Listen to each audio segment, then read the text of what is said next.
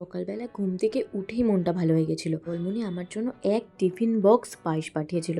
যদিও আমি মিষ্টি খেতে একদম ভালোবাসি না, কিন্তু পায়েসটা দেখে আমার এত খেতে ইচ্ছে করছিল। পিশানের জন্মদিনে করেছিল, আমি যেহেতু ছিলাম না, আমাকে তাই আবার বানিয়ে দিয়েছিল। দারুণ হয়েছিল। আর সেদিন আবার ছিল বিশ্বকর্মা পুজো।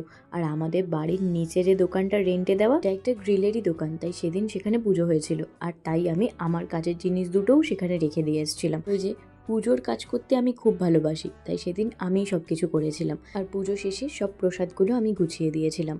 তারপর দুপুরবেলা এসে ভাত খেয়ে একটু ঘুমিয়েছিলাম। আর বিকেলবেলা আমার আর মামুন্দির একটু বেরোনোর কথা ছিল, তাই মামুন্দি রেডি হচ্ছিল। আর আমার কথায় কথায় এত মুড সুইং হয়, মামুন্দি সেটাই বলছে।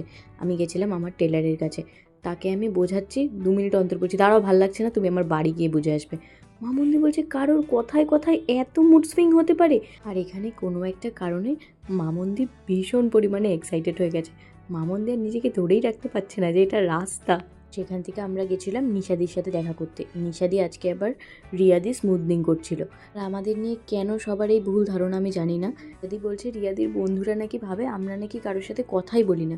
আবার বলছে বন্ধুরা কি, আমি তো নিজেই তাই ভাবতাম, তোদের খুব অহংকার, খুব ঘ্যাম, তোরা হয়তো কারোর সাথে কথাই বলিস না। আমি বলছি অহংকার বা ঘ্যাম দেখানোর জন্য তো কিছু থাকতে হয়, আমার তো কিছুই নেই, আমি কি দিয়ে দেখাবো। এরপর রিয়াদি বলছে তুই যখন ফার্স্টে আমার সাথে কথা বলেছিস আমার ধারণাই পাল্টে গেছে। আমি সবাইকে বলেছি যে ওর সাথে একবার কথা বললে ওকে বয়ফ্রেন্ডের মতো ভালোবেসে ফেলবি। ভাবা যায়।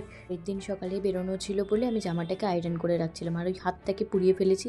এরপর রাতের খাবার খেয়ে আমি মাঝরাতে আবার এই পায়েসটাকে নিয়ে বসেছিলাম। আমার মনে হচ্ছিল পায়েসটা যেন কোনোদিন শেষই না হোক।